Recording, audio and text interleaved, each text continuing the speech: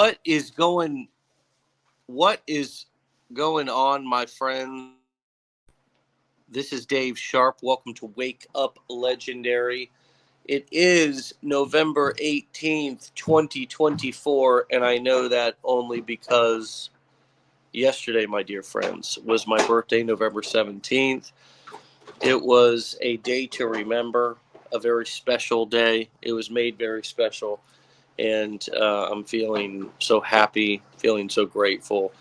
And it's a great way to roll into this weekend or this week with this amazing guest, a friend, a guy, a gentleman who many of you know and love.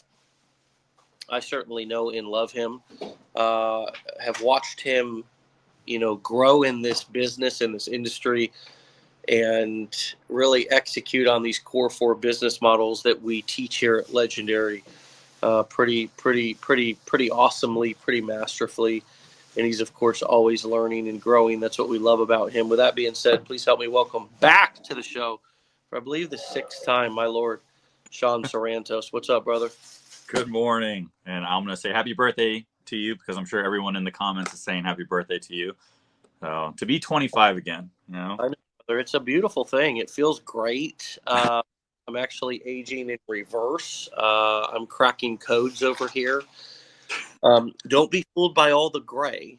I'm retaining all the wisdom while reversing the physical, some of the other elements, but just the must remain gray. You're very black still. No, I got gray. You just can't really see it. Not right here. My chest is getting gray. It's weird. Look at the difference in our beard colors, though. Just take your hand away from your beard for a second. That is some beautiful black beard hair, bro. Okay. Now, I see I'm Asian, so the fact that I can grow a beard, it's just chin and Fu Manchu, and then I just let the Fu Manchu just roll over and create a beard. You're how old? I am 38.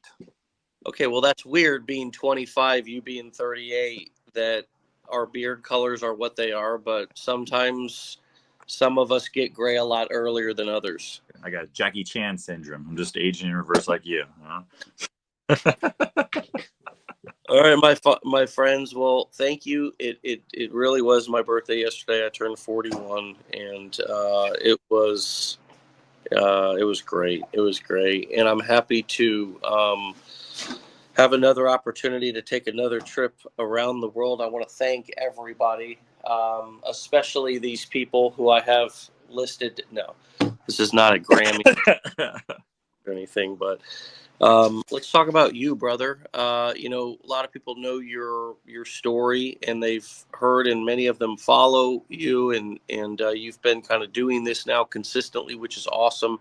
I'm pretty sure this is your full-time business, right? At this point.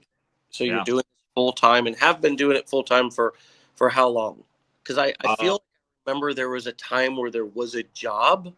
Yes, there was. So I think I've been doing this for roughly 3 years, and I would say probably the first 3 months I did have a full-time job while doing it, working on power lines. And then I at that 3-month mark when I was somewhat matching what I was making, I just kind of made that decision to burn the boats and go all in on it, which I do not recommend. But, I have been doing that for close to 3 years now. Nice. And so so that means you've got about we could say roughly 3 years in this. Yeah. 3 years and some change. Mm-hmm. And take us back to when you started. What was life like for you then, and why was this something you either wanted to try or you needed to make work? Life was, I'm not going to say life was bad. Life was pretty decent at that time. I had a good job. I was making great money. It was a safe route, which is the whole reason why I went down that route. But it was a route that wasn't allowing me. I mean, you come from a blue collar background, so you understand this. That route is a very lonely route where you're the provider, you're the supporter, you're the everything for your family. But the one thing that you're not is present, right? And that's kind of where I was at the time. I was about 4 or 5 years into that field, and I just wasn't seeing my family. Just had a kid, and it was just not happening. So what I noticed was any free time that I had, I was just sitting on social media, just wasting my time with it. Just like, oh, 15 minutes are over, 30 minutes are over. So I started just making a decision to say, like, well, if I'm gonna do something on social media, can I find anything, just something that could make me a little bit of extra money that could possibly not then require me to work like all the overtime that I'm working. You know what I mean? I wasn't trying to make it take my job away. My job was a great job. I was just trying to like free up 1 or 2 days out of the week. That was it. So that's when I started actually paying attention to what I was looking at on social media. Things were coming up at that time where it was just like, the basic post where it's like, hey, 2 hours a day and you could, make your entire salary or something like that. Those types of posts were, things that made my eyes roll. But there was a streak of posts at one time where Legendary was always at the tail end of something, right? Where it was just like, hey, I'm nobody special. I learned this, I learned that there was options out there, and now I'm able to free up some time. Or some people were, like completely changing their life and doing something different. I came across one person, I think his name was Lance, and he was a Air Force veteran like myself. And I watched a very in-depth YouTube video that he did, and he was talking about Legendary. And he did it in a way that made sense to me. He was like, hey, like, I saved up a year's worth of salary, and then I also made sure that I was making double the amount of salary before I even thought about leaving my job. And I was like, well, that makes sense. You know what I mean? That was a smarter thing than some other people posting like, I left my job and now I'm living everything I ever wanted. So that was the final thing that made me go like, all right, next time I see something pop up, I'm gonna give it a try, right? And then it just so happened that I saw something pop up, and I gave the 15-day challenge a try. I learned a whole bunch of stuff that made sense to me, because I did use social media previously before I got into the trades for fitness. And I was a personal trainer. So there were automatically things that just made sense to me. And I was like, well, things are clicking. So now I know that it works. What else? What else can I learn that I just did not understand when I used to use social media? And that kind of got the ball rolling, a very easy, slow pace, because I still was working full time. But before I knew it, I would make a little bit of extra money here and there on the side. And then all of a sudden, 1 month or something like that, I got really close to matching my salary, just putting all my time towards the weekends learning this stuff. And that was kind of that moment where I go like, well, if I'm putting in 4 hours a week into this, and I'm putting 80 to 100 hours a week into this, and it's still matching up, what can I do if I gave it, 8 hours a week or something like that? That was a really rough time in our life, because my father-in-law was passing away.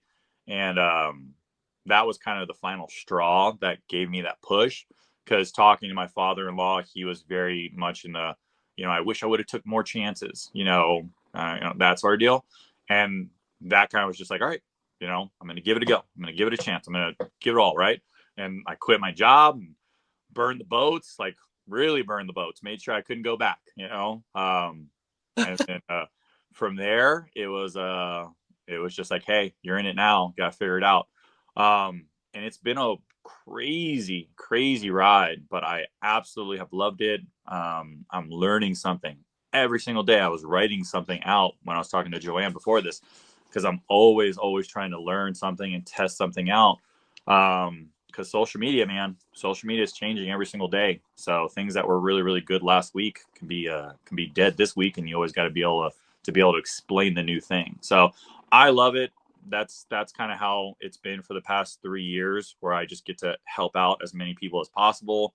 And the more that I help, the better God provides. You know what I mean? Great story. And I was struck by a couple of things that you said. Your father-in-law was dying, and he was taught it's like you were around him when that was happening and you were having conversations with either him directly or you heard him talking to his kids and he was making mention of either directly or indirectly about taking risk, and that was something that you took as a sign during that time. Can you what Yeah. with that? Um, That sounds interesting. yeah, it he was in a bad place. They said that he was going to be passing away and that we should say our goodbyes. Um, so we went and said our goodbyes, and then a few hours later he had a bounce back, and they were like, hey, I think he's going to pull through, like if you want to come talk to him, because he wasn't able to talk at the time. He was on the ventilator and stuff. So then we came back, me and my wife came back, and he was great. He was just like, oh, I feel great. And like, he he was an accountant for a very long time, but he wanted to be like a bass player for, and had all these things that he wanted to do. And that's kind of what he was saying. He was just like, when I get out of here, we're going to take trips. We're going to do this. We're going to do that. Like he's going to be like, because he had only been retired for maybe like 2 or 3 years after working until he was like 60 something. He was like, we're going to take advantage of this, and we're just going to go places. And I was like, yeah, great. And basically, yeah, he was saying that too. He was just like, I wasted enough time, we're going to do stuff. And we said, we left the hospital, and a few hours later he passed. Oh So my. Oh, um so that was something that clicked to me, because I was taking time off of work to be there for my wife. So yeah. this was that moment where there was 2 weeks where I was just there for my wife. You know what I mean? And if my wife was with her family and I was off to taking care of the kid, then I was just sitting there. And that was that moment where I was just like, okay, like this is it.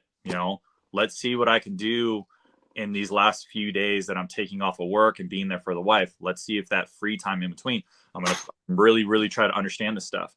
And in that short, teeny, tiny amount of time that I was actually able to do stuff, that was when things started picking up on that end. So it was like, is this something that's happening? Did I need to hear that from him Yeah. while seeing these results come from a small amount of portion? And that kind of gave me that final push, that as soon as I went back to work, that was my last day at work. You know what I mean? I was just Wow. like, hey, I had a really great time, really appreciate it, but yeah, this is goodbye, right? And then when I left, I was just like, oh, Bridge piece. That was another question that I had. oh, Did I'll you get to try to burn the bridges at your job so you could never go back, or yeah. was maybe a misstep on your part that you look back and you say, "Hey, I."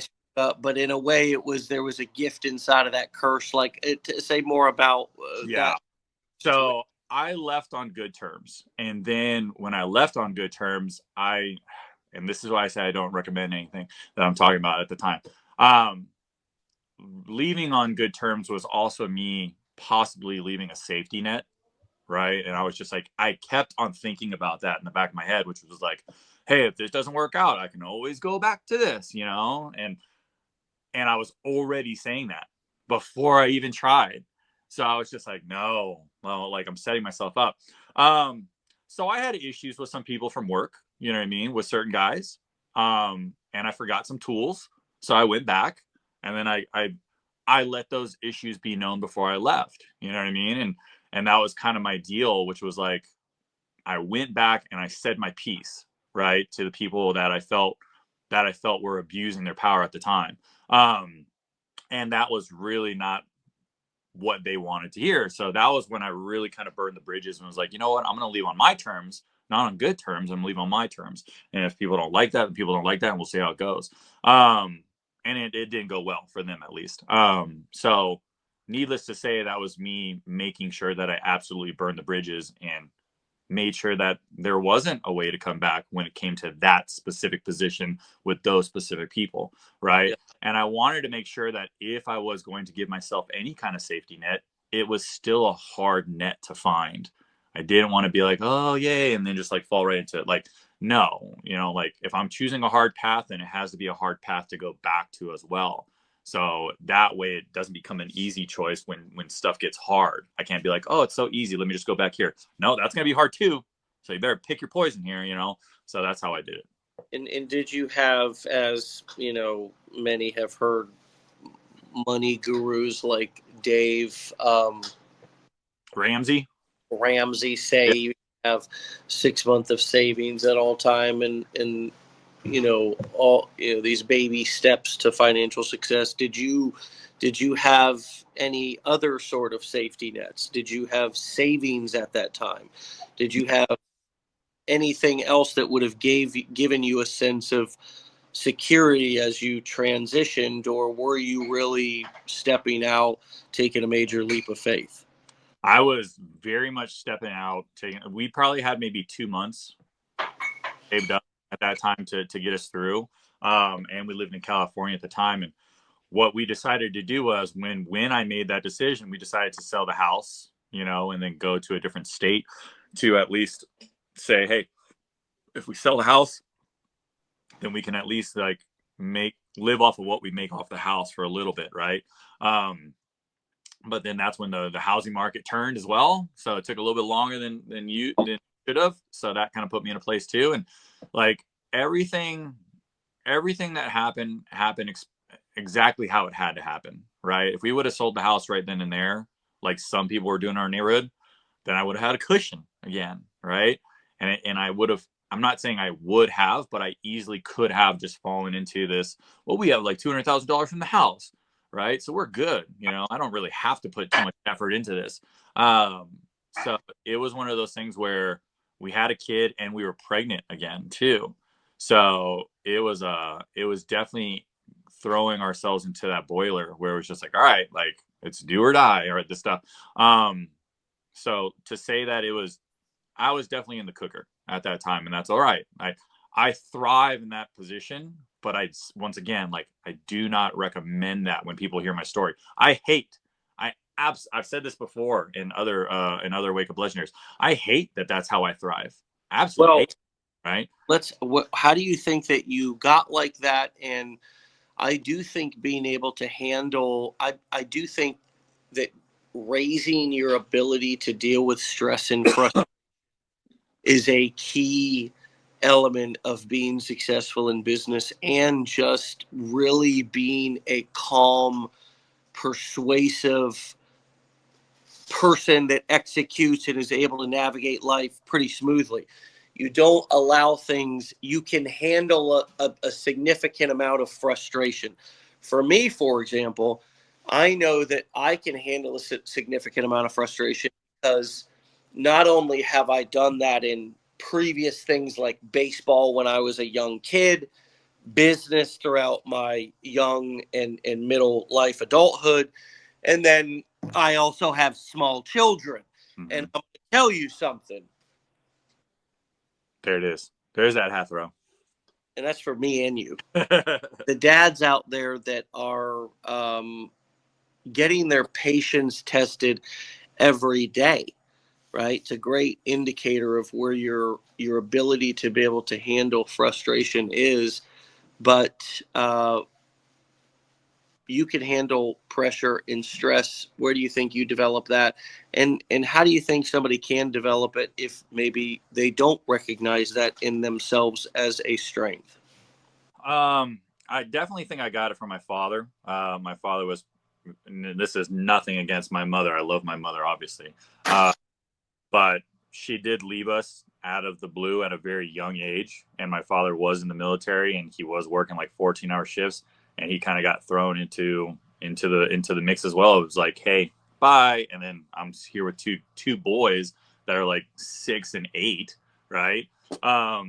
So I get that from him because I definitely know that it stressed him out, right? Like he had to go on tours as well during that time, and we had to be like latchkey kids. So, seeing that growing up was something that definitely ingrained in me a lot of things. But I also don't know if that just internally made me have to also put myself in extreme situations to then see if I could, sink or swim, right? Personally, here's how I would do it. Okay. If I were speaking to somebody that didn't have that type of background. I would test out that limitation in an area that wouldn't affect your life in a really, really, really humongously bad way if you were to fail. You know, like, don't quit your job and then go do something else and then be like, hey, I got to do this. It's more along the lines of, if in the fitness world, if I could sit there on my couch eating chips and get motivated and be like, man, I'm a fat piece of crap, I need to do something, right? I'm motivated right here, right now to go run. Okay, can you do that exact same thing when you're not a fat piece of crap and you're not, feeling terrible about what you just put into your body? Can you do that at 4 a.m. and still tell yourself that you need to do better and this and that? So that's something where you can just fail every day and then restart the next day, and then you got to kind of build that callus in your mind, right? Those are the types of things that I would start off with first, the things that you have absolute control over, that then you can go ahead and slowly look at yourself in the mirror, admit that you messed up, admit that you could be stronger. I had this talk with my wife yesterday. I was like, man, I feel like crap. I tell myself I'm gonna wake up at 4 a.m. every day, and I'm like, half and half right now this week. You need to kick me out of the bed, and when my alarm goes off. And that's something that I have full control over. Am I going to lose out on that? No, I could work out later in the day. I absolutely can. But I don't want to use that excuse that I can do it later. I told myself I'd do it now. And I know I told myself I'd do it now. And not only then, I told myself the night before, hey, man, if you don't do it, you better feel like crap. And it's like, yeah, I do feel like crap. I didn't wake up. I didn't do it this morning. I feel like crap talking to you about it, right? But that's something that I can hold my feet to the fire on later, as opposed to putting myself in that extreme like I did before when it came to a job. So if this is brand new to you, yeah, that's why I say I don't recommend that you'd go to the extreme like I did. That's something that I grew up on that I assumed had to happen. If you have control over things, start small. Start with reading a book. Start with working out. Start with playing with your kids. You'd be surprised how much time you're wasting on the phone and not playing with your kids. I have that same thing. And as long as you go ahead and set something up that you can then tell yourself, why am I trying to do this and how will I feel if I don't achieve it? As long as you can do that, when you don't achieve it, hopefully you can take that negative feeling that you have to then kind of rekindle the fire to make sure that you do it the next day, right? That's how people gain a lot of weight over an X amount of time. You don't just become fat overnight, you don't become fit overnight. It's extended periods of time of failing, right, and falling short. So the same thing is here. As long as you know that you're falling short, you can go ahead and look in the mirror the next day, and ask yourself, like, does it really matter to you? If it doesn't, then just admit to it now. But if it does, what are we doing here? What are you going to do to change that? And if you start achieving that, it rolls over. It rolls over. It rolls over into the next challenge. Well, fitness was easy, mental discipline and all that stuff. Well, now I'm going to put that mental discipline into learning this new thing, right? And once I start learning that new thing, I know I'm going to suck at it in the beginning, just like I sucked at this other thing, and then I'm going to get better. And it's just a building block, but you can't start on the hardest block to build, right? Start on some of the easier blocks to build, because if you're having a hard time on the easy blocks, what makes you think that you're going to achieve the harder one? You know what I mean? Yeah, I mean, that's a very logical, sensical approach. I tend to be an extremist and throw myself right into the deep end, because I think there's a certain amount of excitement I get from that. There's a certain amount I get from that overwhelm and that pressure. And I think that, I'd rather just fail fast, than take a whole long time to learn a simple lesson. Yeah. And I'd rather just fail really, really fast. And then eventually I realized that none of it was failure. It was all just feedback. It all was just helping me to learn what not to do. And it's really, learning becomes fun. I think for a lot of people who come into this, it's a little bit, you're on your own time. It kind of feels like a hobby, right? Because it's like, I'm doing it, no money's coming in at the beginning, I'm only spending. That's what a hobby looks like. Hobby doesn't make you money. That's a business. Yep. A hobby is something you do and don't make money. A business is something that makes you money. Now, a lot of people have businesses that are hobbies. They call them businesses.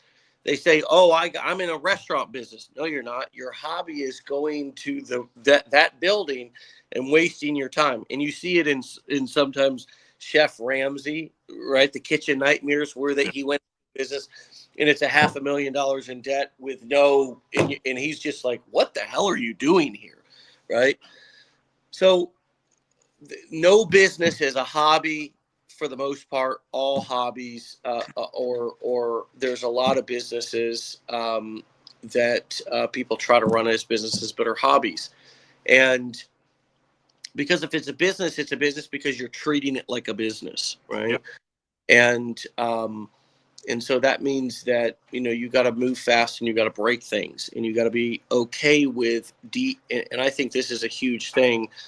Although I wonder how you handle this. You got to depersonalize a lot of things. And so many of us, because we're building and playing with our own personal brand, being our own face that we put out there, we take a lot of the feedback, whether it be low video counts, low or negative comments, whatever it is, we take that as a personal attack, in that there's something wrong with us, and then we take it personally, have more feelings around it, and are less likely to continue testing and building and marketing and doing the things that we need to move our business forward. You've built a personal brand pretty much the entire time I've known you, for 3 years. It's always been your face. It's never been faceless Sean. How have you dealt with some of the rejection that we all face for marketing without taking it personal and keeping it from you, and it keeping you from moving forward and doing what you need to do to grow your business? Yeah, I think the biggest thing that I tell myself, and this is stuff that I tell my audience all the time too, right? Yeah, I built my personal brand because the more that you build a personal brand in the beginning, the more options that you have. If I was a faceless account, then I'm closing a lot of doors on not only my skill set, but what I can do for my account outside of just what I post, right? If I want to work with collaborators or sponsors, they're not realistically going to want to work with a faceless account. They're going to want to put a face with the account. The hard part that I had to deal with in the beginning that I definitely learned from, and that I definitely try to tell people now, is I'm a business account under the guise of personal, right? Like, I want it to feel personal. I want it to come off personal. I want all of those things to be, but that's the whole point. It's a business, and my skill set is, how can I understand how to add a personal touch? Because a lot of the issues that people have is they sound too salesy, or they sound too robotic, or they sound too informative, and you lose that personal touch and you just get that dryness. And that's what people lose, right? When they don't have that personal touch, it's what they fall short on. The way that I get through it, because I certainly test out certain content that can cause a stir in people's emotions and reactions, but I know I know exactly what I'm posting. So if I get something bad back to me, I should have already known that that could have happened, right? So these are the differences that I have, is like, when I make a piece of content, I should know the best type of thing that can happen and the worst type of thing that can happen, so that when either one of them happens, I shouldn't be surprised. I just take note. Oh, more bad happened than good. Maybe I'll steer clear of that. But at the end of the day, it's always the same thing. It's always, hey, don't take it personal, because this isn't a personal account. This is a business account, right? I'm the brand. Yes. I'm the face of it. Yes. Right. But at the end of the day, you should already know that you're not going to get 100% of people that like your content. I could put a video of babies playing with puppies, and someone would get mad at the puppy licking the baby's face, or the baby playing too rough with the puppy. Like, no one's going to be pleased. And as long as I know exactly what I'm doing and why I'm doing it, and it has nothing to do with me trying to show you my personal life, right? If I'm showing you something about my personal life, there's a business reason behind it, right? And I'm testing that theory out. As long as I keep that in the back of my mind all the time, right? It definitely helps keep that shield strong, right? obviously things get through. It's not always going to work, and I let that happen too. But it's certainly when things get through and then I find myself overwhelmed with emotion, that's me being able to go ahead and take a step back and be like, wait, wait, wait. Why am I allowing myself to get emotional? This is a personal account. So even when things do get to me, that's just another warning sign coming off, allowing me to remember what the heck this account is here for, right? So automatically putting up those specific shields, it allows me to know what I'm doing. And that goes from me starting a brand new account to, hey, what do I want this account to become? What am I posting? Right? I'm not a big believer anymore of just posting stuff and seeing what sticks. That was something that I did in the beginning because I didn't know what to post or what was sticky or not, right? Now that I've gone through that, when I do talk to people, I'm like, no, never post something to see what sticks. Always post something that you at least have thought out, thought out before you post. It doesn't have to be perfect, right? But what are we looking for when it gets posted so we don't get confused when someone goes, oh, I got my first hate comment. I don't know if I want to do this. And it's like, well, what did you expect when you posted something that could possibly get hate and or love? You be no problem. You get 100 messages saying, oh, you go girl, you go boy, whatever. You get 100 of those and you won't even say thank you. You get one person that says you suck and you're like, oh, the world's over, right? My dad used to say it all the time. It's like for work when I joined the military. He goes like, one oh shit, right? One oh shit overshadows 1,000 good jobs, right? So like we got to stop focusing on that oh shit, right? And realize that, hey, this is a job. You know what I mean? A great point. Yeah. Really great point. And so let's talk a little bit about your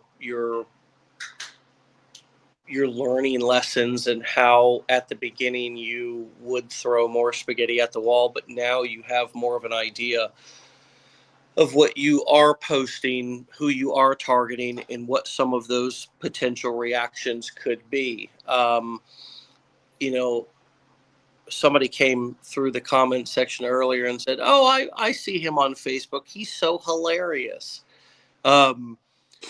Which is funny because I bet that's something you've intentionally said you were going to create and there's no doubt because I see it in your comment or in your content. You're gonna try to create funny stuff, stuff that's funny. I mean, one of your videos, um, that I think has gone the most viral on your pages where you're, sitting there with a tear in your eye. Oh gosh, I just talked to Joanne about this one. The caption said, I'd love to give my wife everything in the world, but unfortunately, the only thing I can give her is this little baby wiener. um, I mean, it's just. So, talk to us a little bit about how a piece of content like that fits in to a page and gets you the audience and the target customer that you are looking for, or are you not always looking for your target customer? Are you also just looking to build fill your page with likes to grow your audience as well, grow some of those kind of cosmetic details, if you will, of having more followers to create more authority and more, brand authority? Talk to us a little bit about your target audience and who you're targeting, and make it make sense for everybody who's listening about when what your kind of system or strategy is now after 3 years of no longer it all being guesswork for you. Yeah. I'll break it down exactly how it went and what I'm currently doing right now, so you guys have the bigger picture, right? I think the biggest thing that I hate is when people talk about what they're doing right here, right now, right, to an audience that's on their first day.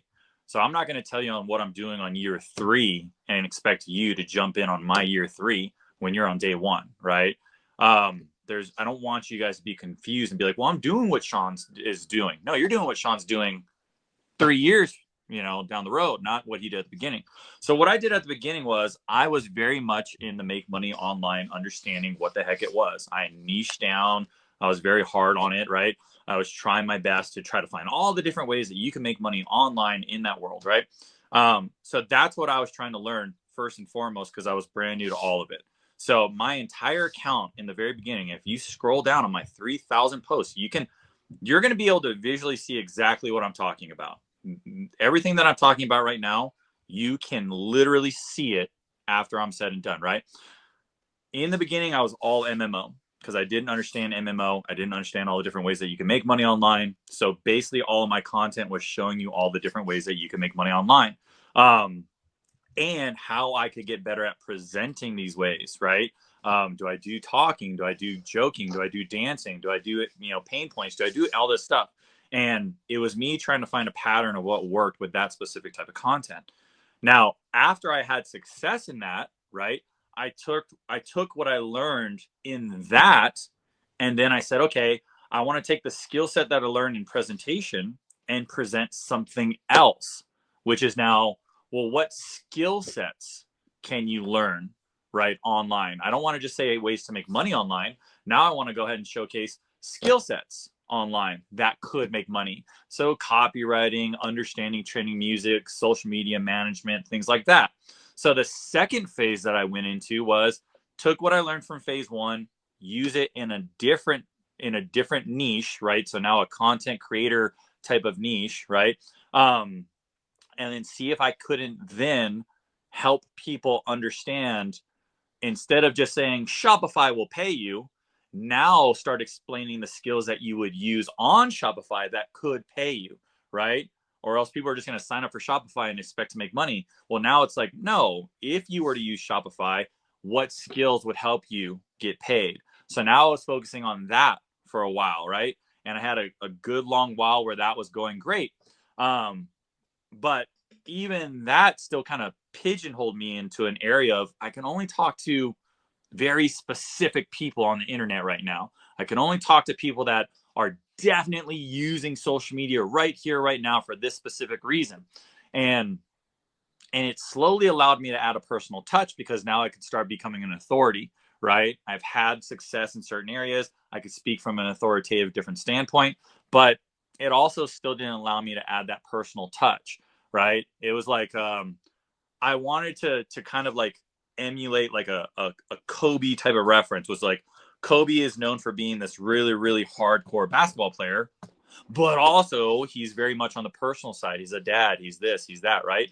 And I was missing that portion of my life at that time when it came to social media. I was very much business first all the time, and it wasn't allowing me to grow my community, right? I was growing it at a snail's pace. So now I said, okay, well, I want to start adding a personal touch to this and let people know that I'm a human being and I'm not just this person that talks business all the time. So that's when I started slowly adding the family environment. I'm a dad, I'm a husband, right? And I was testing it out on TikTok. So I started a TikTok and I just went full crazy mode, just doing family type of content to get better at that. So I didn't just switch over my entire account, right? I took what I was learning over here. And then when I had success on this end, I slowly started trickling in like family post every 1 out of 3, 1 out of 4, and just slowly started implementing it. And then what I found out through that was, well, when I started adding that into the equation, well, all of a sudden I had sponsorships and collaborations, and those things were reaching out to me because now my account was becoming open general, right? I like to use the example of like a Costco, right? Right now, I was a Best Buy or a grocery store. You go to Best Buy, you're going there for a very specific thing. You go to a grocery store, you're going there for a very specific thing.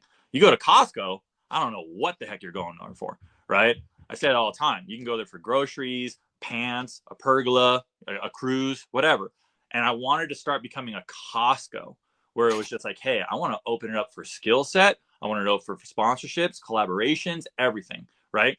So now I started testing out, well, what type of account would do that, right? And typically lifestyle was going to give me the best part because anything sold at Costco, I use in my life, right? So that's when I started going ahead and saying, okay, this content's doing good. My account is starting to show that that's who I am. So now I'm going to start going down on the business posts and going up on this other type of post, allowing me to stand out more. I could still show my skill set, but I opened up a lot more doors with who I could talk to. And I was very specific with who my customer was. My customer was the Costco customer. My customer was that 35 to 55-year-old person that walks in there, because we don't have a 15-year-old walking into Costco, right? We don't have the 80-year-old walking into Costco. But I got the 30-year-old that's buying diapers for their baby, and I got the 55-year-old that's buying diapers for their mom or dad, right? So it still works, and that's like that perfect person. So now my content was starting to try to narrow down, well, what type of content speaks to that specific demographic that I fall into, that you fall into, right? And that's when I got it to really, really hunker down on my skill set, because now my content was based purely on skill set. It wasn't highlighting it wasn't highlighting skills, and wasn't highlighting ways to make money. It was highlighting, I think that this type of content is going to work best for this type of person. I think that this type of content is going to work best for this type of person, right? And typically I wanted to fall within that age demographic, because when I was ready to ask something or present something, I wanted it to be to an age demographic that related to me, because the very first thing that I wanted to make was that connection of relatability. If I can go ahead and break down that little shield of relatability, hopefully it would then allow them to listen to me with what I had to say, right?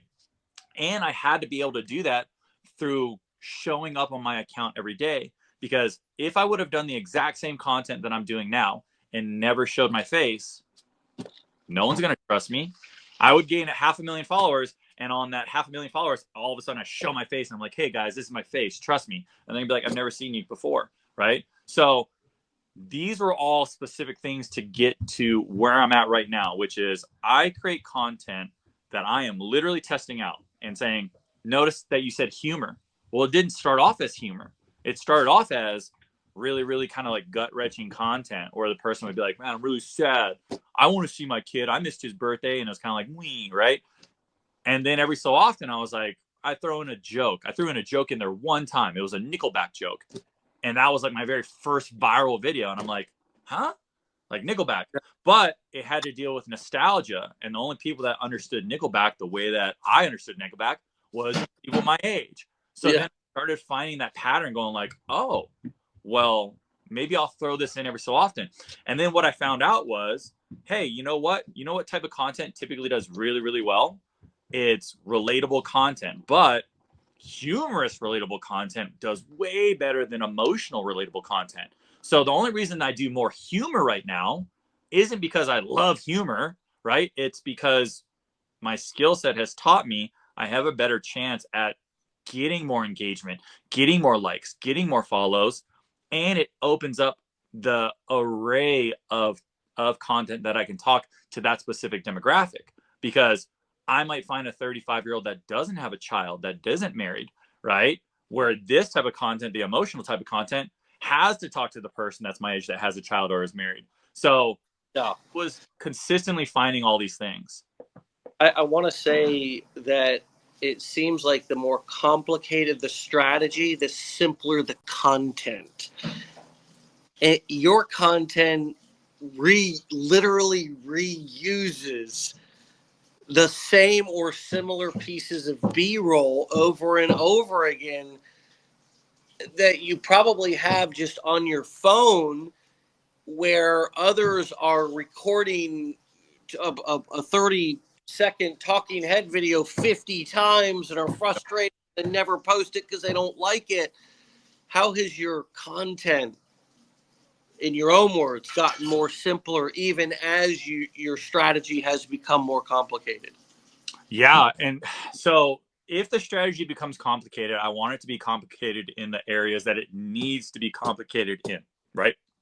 So if I'm going to be putting time towards this, I want to put the time where it is absolutely non-negotiably needed, right? So doing a talk with you, I gotta be here. we got to be talking. There has to be time put towards this, right? Doing a speaking video.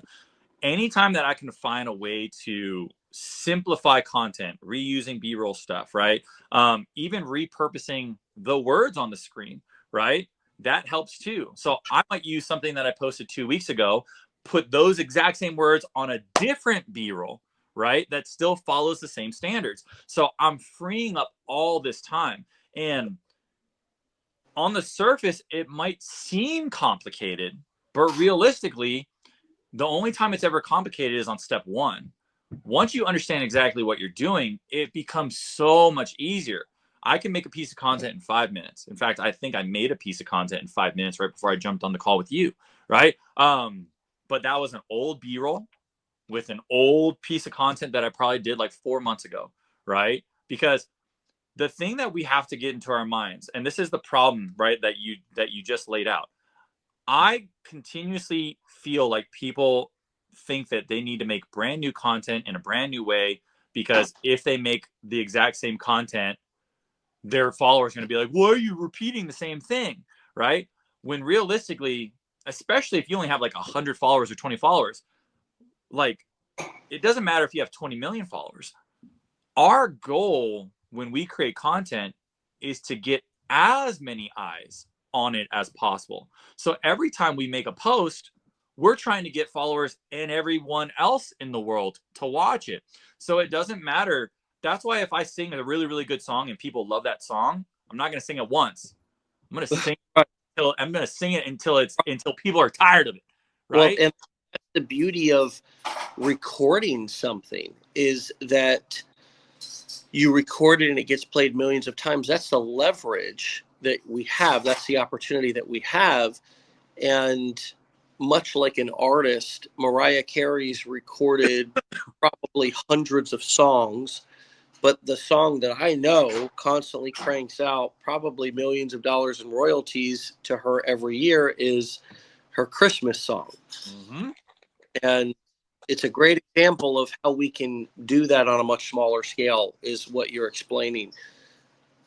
And it's a beautiful, powerful thing that we all have at our fingertips. And like songs, the simpler the better. The simpler the tune, the better. The more catchy it is. That's what mainstream is. When they say that's a mainstream song, it's something that's catchy. It's something that's simple. It's something that people can sing. It's something that people can watch or listen to easily. And that's what I think a great piece of content nowadays really is, because our attention spans are so long that you just decrease your chances the more you complicate the piece of content.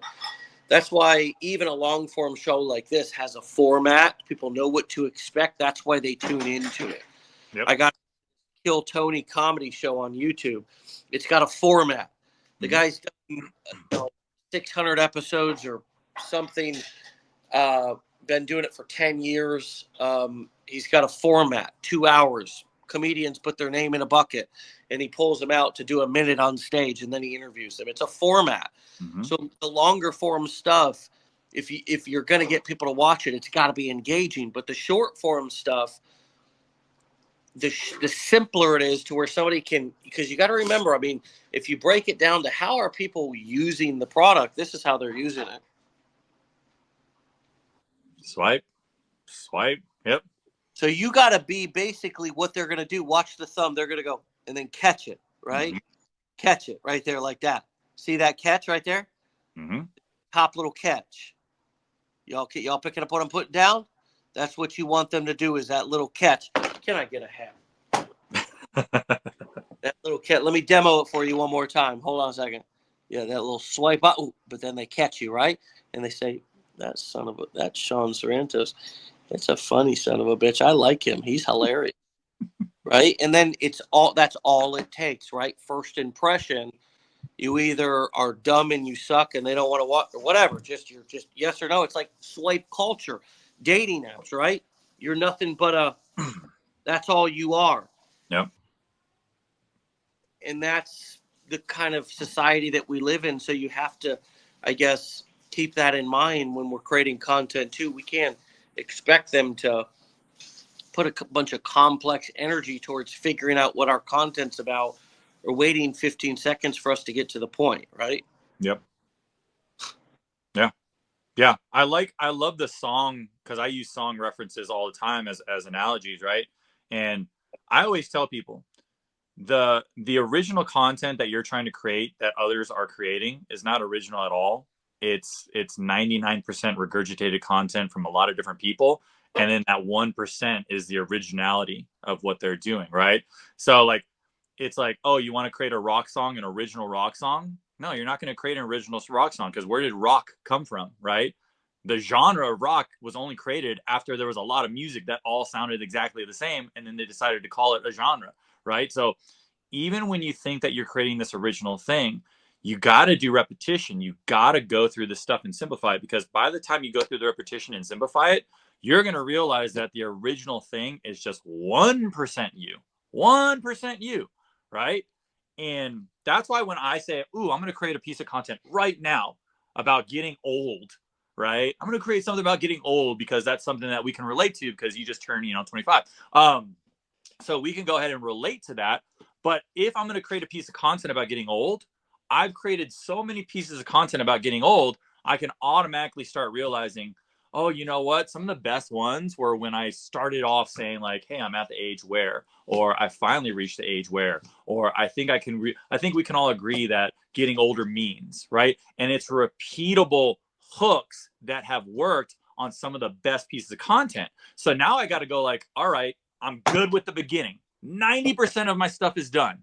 Now I just got to come up with that last piece. And that last piece is the originality, because I tell people all the time, they'll go like, Sean, I got 2 million views on this video, but I didn't get anything from it. And I'm like, well, yeah, because you had me in the beginning. You had me in that first half, and then you lost me in the second because that little 1% that you put in sucked, right? You used the 99 that was great, that always worked all the time. Knock, knock, who's there? Oh, the joke sucked because whoever I said was there sucked, right? So that's the same thing here. I'm not. I used to be young and cool, but now I'm into air fryers. Great, that's funny, but you can't go, I used to be young and cool, and now I'm into shoelaces. That falls short. So it's like, hey, we know that this has always worked, but your shoelaces part sucked. You sucked. That little part just sucked. Everything else was good. So we just got to work on that second half. So that's what I always tell people. Original content is not original, right? It's not original. But if that second half is good, people will say you're original. People will say that you created this brand new thing, and it's like, no, we didn't. It's a regurgitated piece of something that's already worked, but you just added this really, really cool little motion of it. You know what I mean?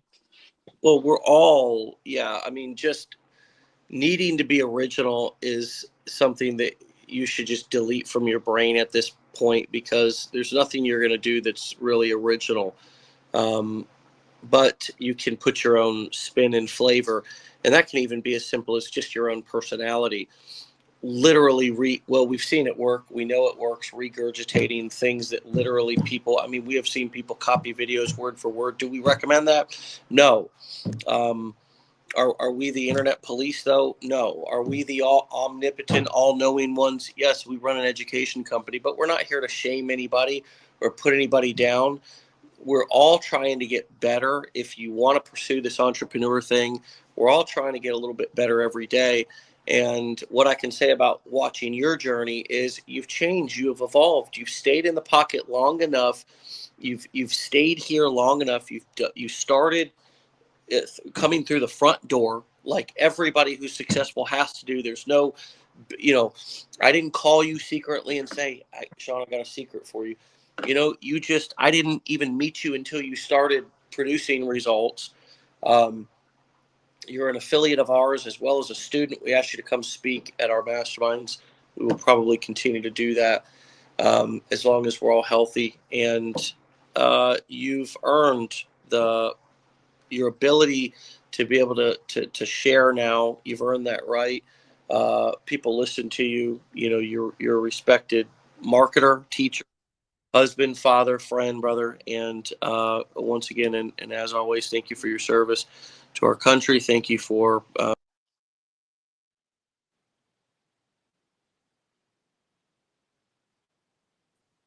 we lost him. I was gonna say, am I still on the show, or was I was gonna be? We're live, baby. We're still live. And His he was battery giving died. you so much praise. It was an amazing little I out loud, session I of out loud Dave. This is the complimenting. first time. That's funny.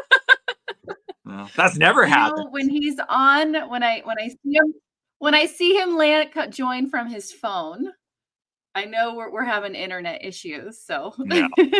we're back. We're all that good. okay? Oh, there he is. Did you hear any of the wonderful things I said about you? I think your phone got tired of hearing all those wonderful things. They were just like, all right, Dave, we're gonna stop this right now. No, I know. It did. It was like, all right, don't blow. God was like, don't. I'm working on this guy right now. Don't blow him. Don't blow his. hey! God was like, I'm working on this guy, man. Don't inflate his head. Don't inflate his ego too much. No, brother. Hey, take it all in, man. Take it all in. You deserve it. I got nothing but love for you, man. And it's been a pleasure getting to know you. And you're just a good dude, man. You're a good dude, and I want nothing but the best for you. And I'm so happy for your happiness and success, dude. Thank you, brother. I appreciate that so much, man. And you know how much I love you, and I love Legendary, and I'll continue to shout it from the mountaintops. You know what I mean? There's nothing that and this is to the people watching, right? Like I don't say this because it sounds great. You have to take education and you have to do something with it, right? This is all I've done. This is all I ever did. I just took what I learned from Legendary and I've taken it step by step to grow to where it's at. So don't neglect the education, but you got to understand that you have to put things into practice, and you have to practice them, and you have to test them out. This is a time-consuming thing, but man, if you can stick with it, there is so much light at the end of the tunnel. It's ridiculous. And the only reason why people fail is because they don't have the patience. If you have the consistency and patience, you're going to pass. Like I tell that to people all the time. So just ask the questions. One of the biggest things that people do not do is they do not take advantage of the community, right? So take advantage of the community. Yes, the answer is in the education, but you might have to ask a question to get help finding the answer. If you can't find the answer, it doesn't mean it doesn't exist. It exists. It's in there. But you gotta start engaging, or else you're gonna get lost. Yeah, man. Use it so you don't lose it, and it's there for you. Everything that everybody knows is, I know it's in our education, and anybody inside of our comforter community will help you to find that you need. You're right. You got to ask. You got to put your hand up. Listen, brother. Have a great Monday and a great Thanksgiving. Okay. You too, And man. that beautiful family that you have, my friend, that you earned and you deserve, and now you have lots of time to spend with them, probably to the point of wanting to maybe I need some time away from them. I need to take a vacation. Yeah. Maybe the opposite is true at this point, but either way, soak it all up, enjoy it, and we'll talk to you really soon. Okay. Yes, sir. Have a great one. Happy birthday, man. All right, buddy. Thanks. All right, my friends, you can find Sean over at Sean Sarantos on Instagram. Sean Sarantos over on Instagram. Sean _Sarantos on Instagram. Sean _Sarantos on Instagram. And I believe he's Sean Sarantos on TikTok with no underscore. My friends, as you may know, we've released the new Confidence Challenge. As of now, it is live. It's in a soft launch right now, kind of just opening the doors, word of mouth. Get in there. It's really, really, really powerful, really special. That's my birthday wish for all of you. Go through that. A lot of the things that we talked about today, I know it will help you with. It's brand new. It's hot, and the feedback is really, really powerful. With that being said, get out of here. Have a great Monday. We'll see you back here tomorrow for another episode. As always, thank you, Sean, for an amazing show. And thank you all for being an amazing audience, an amazing community, the best in the business. We love you all. Get out of here. Peace.